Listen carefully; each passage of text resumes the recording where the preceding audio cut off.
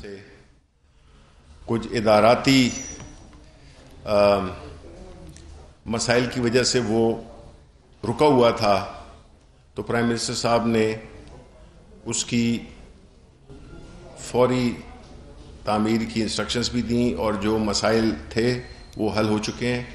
تو انشاءاللہ ابھی ہم جلد ہی جو ہماری یہ ایک پینڈنگ پروجیکٹ تھا وہ انشاءاللہ پائے تکمیل تک جلد ہی پہنچ جائے گا. اس کے بعد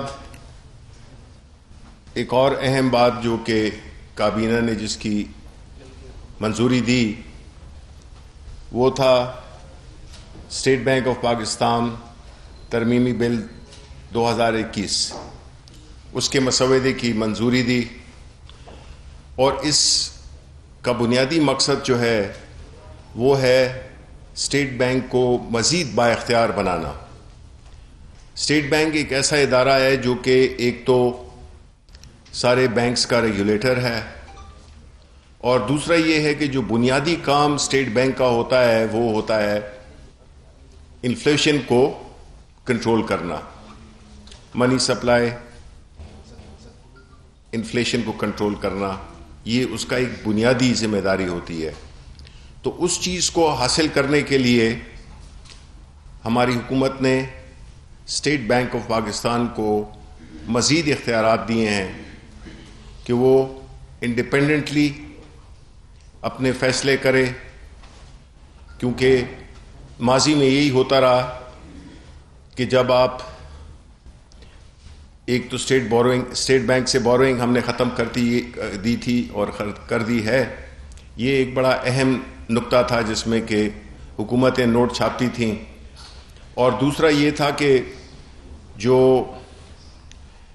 انفلیشن ہے وہ پیورلی اکنامک جو ریالٹیز ہوتی ہیں، جو اکنامک کنڈیشنز ہوتی ہیں، جو فیکٹس اینڈ فگرز ہوتے ہیں، اس کی بنیاد پہ فیصلے ہوتے ہیں. لیکن ماضی میں یہی ہوتا تھا کہ ایک پولیٹیکل یا سیاسی فوائد حاصل کرنے کے لیے اس کو کافی انفلوئنس کیا جاتا تھا.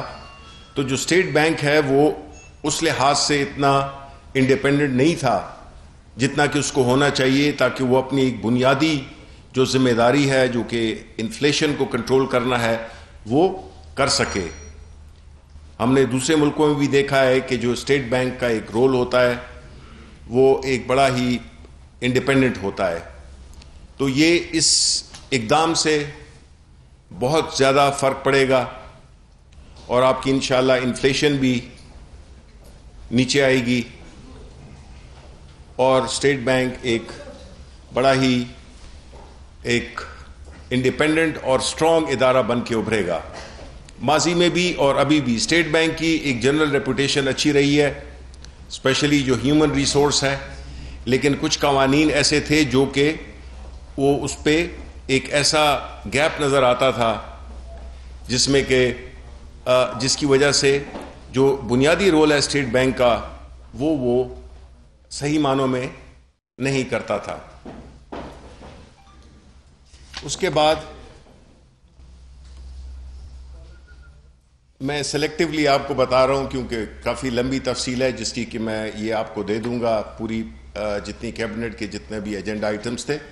تو میں جو زیادہ اہم ہے ان کی میں بات کرتا ہوں. دوسرا یہ تھا کہ جو سارک کو اگر آپ کو یاد ہو کہ ایک ہمارا ریجنل پلیٹ فارم ہے اور اس میں ہماری حکومت نے کوئی غالباً $30 ملین کی ایک کمٹمنٹ دی تھی، $30 لاکھ کا عطیہ دینے کی منظوری دی تھی.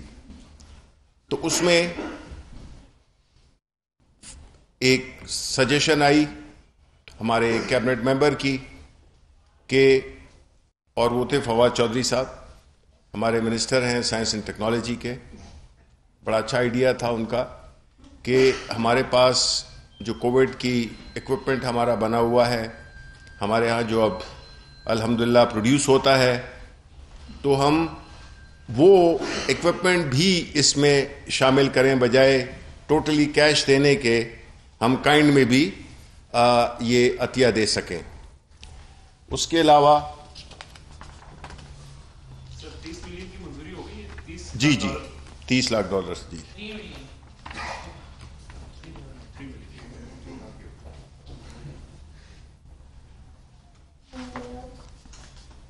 پھر کابینہ نے اعزاز احمد کو مینیجنگ ڈائریکٹر نیشنل NTDC کا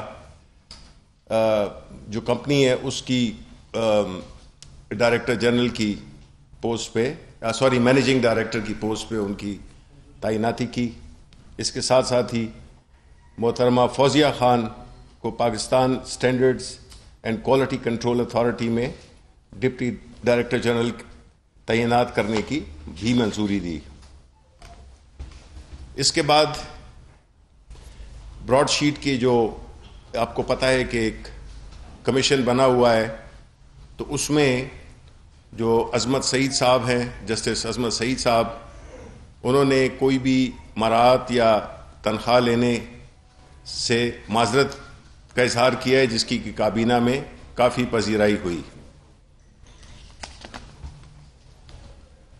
ایک اور اہم, بلکہ میں کہوں گا کہ بہت ہی اہم بات ہوئی, وہ تھی انکم ٹیکس دوسرا ترمیمی بل 2021, اس کے مسودے کی بھی منظوری دی گئی. یہ وہ انکم ٹیکس لاز ہیں جو کہ بہت ہی اہم ہیں, اور انشاءاللہ فائنینس منسٹری, FBR, یہ آپ کو ایکسکلوسیولی, شہباز رانا یہاں پہ بیٹھے ہوئے ہیں, ایکسکلوسیولی ہم آپ کو اس کی پریزنٹیشن بھی دیں گے, اور وہ آپ کو اس سے اندازہ ہو جائے گا کہ کس طرح سے جو ٹیکس میں ریفارمز جو ہیں وہ کتنی میجر قسم کی ریفارمز کی ہیں. اس کے علاوہ کابینہ نے پاکستان اور روس کے درمیان جو north south gas pipeline ہے, اس منصوبے کے حوالے سے معاہدے میں ترمیم کے جو پروٹوکول ہیں اس کی منظوری دی. اور ڈرگ ریگولیٹری اتھارٹی کے چیف ایگزیکٹو آفیسر شیخ اختر حسین کو ہٹانے کی بھی منظوری دی. اور کابینہ نے عاصم رؤوف کو ڈریپ کے قانون کے مطابق عارضی طور پر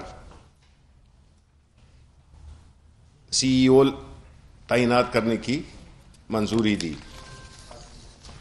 اس کے علاوہ جو ایک اور اہم بات ہوئی وہ اسٹیٹ اونڈ انٹرپرائزز کے بارے میں تھی, جس میں کہ بتایا گیا کہ کس طرح سے ان کی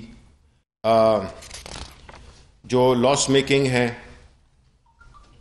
اور وہ کمپنیز جن میں ریفارمز جاری ہیں, کچھ لاز میں ترامیم اور کچھ ان کی ریسٹرکچرنگ کی بھی بات ہوئی, تو اس میں جو فیکٹس اینڈ فگرز بتائے گئے اس میں یہ بہت اہم ہے, کیونکہ بدقسمتی سے ہم یہ باتیں شیئر نہیں کرتے ہیں, لیکن یہ بڑی اہم باتیں ہیں جس میں کہ اکثر ذکر ہوتا ہے اسٹیٹ اون انٹرپرائزز کا اور ان کے اسٹیٹس کا, اور جی کے لاس میکنگ ہے.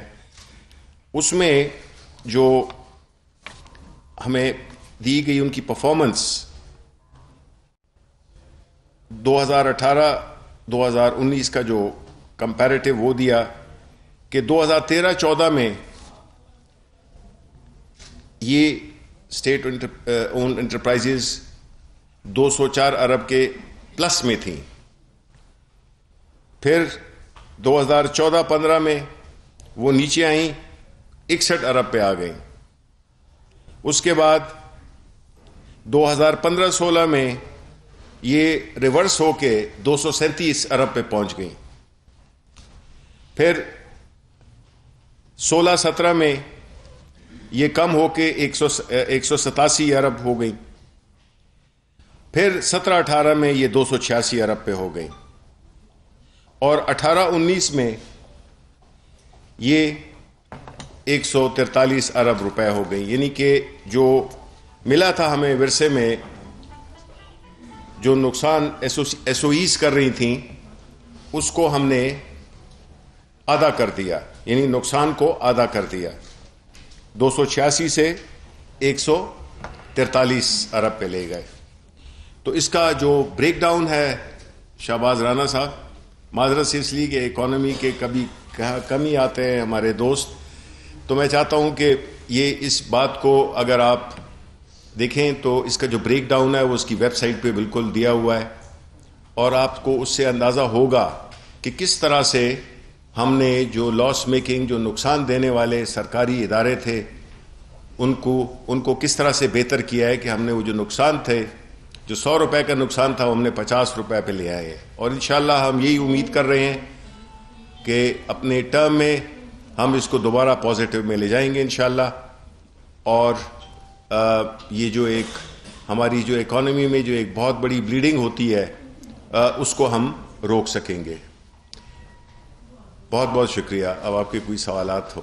شبلی فراز صاحب یہ بتائیے گا کہ ایک بڑا چیلنج ہے اس وقت حکومت کے لیے جو چیئرمین سینٹ کا انتخاب ہے، تو آج کابینہ میں کچھ اس حوالے سے ڈسکشن ہوئی کہ جو سینٹ کی اسلام آباد والی نشست اکثریت ہونے کے باوجود حکومت ہاری، اور اب چیئرمین سینٹ کے انتخاب میں کیا نتائج ایکسپیکٹ کر رہی ہے حکومت؟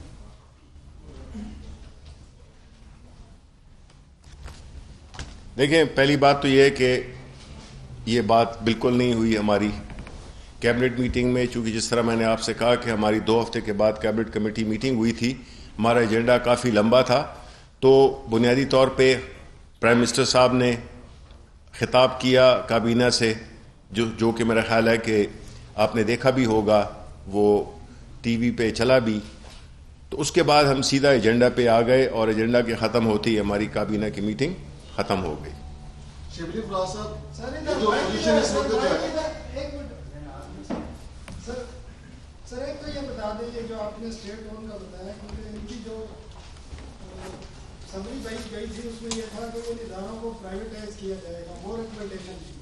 ایک تو وہ بتا دیں وہ اس ریکمنڈیشن کا کیا ہوا، اداروں کے نام بھی بتا دیں. دوسرا یہ براڈ شیٹ کی جو آپ نے صحیح شیخ صاحب کی سمری تھی، وہ سپریم کورٹ کے ریٹائرڈ جج کے برابر ان کو تنخواہ برات دینے کی سمری تھی، وہ سمری وڈرا ہو گئی ہے، اس پہ کیا ڈسیزن کرنا؟ جی ہاں بالکل. آپ شاید لیٹ آئے ہیں یا کیا ہے اس پہ؟ ہم نے آپ لیٹ آئے ہیں نا، تو آپ ہمیشہ لیٹ آتے ہیں، تو سوال ہمیں دوبارہ اس کی بات ہم کر چکے ہیں.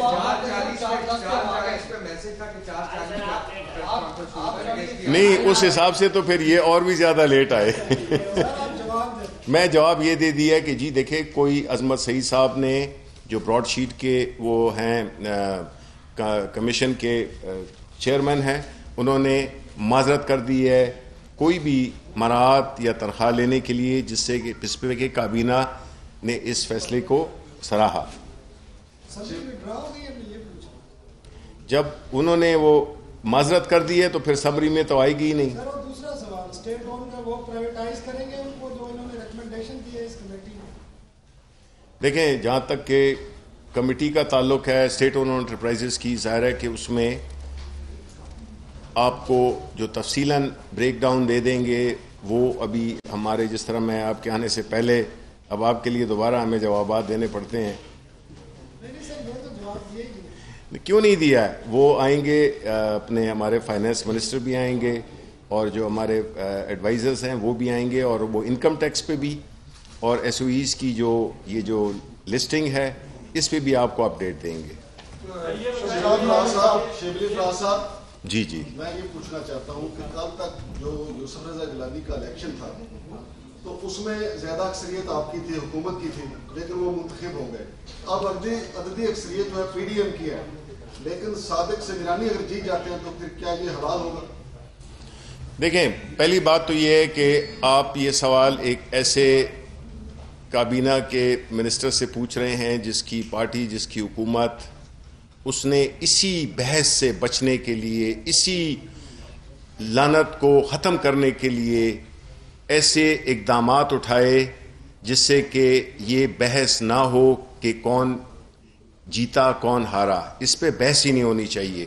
اور وہ تھا کس طرح سے اچیو کر سکتے تھے ہم، وہ تھے اوپن ووٹنگ سسٹم.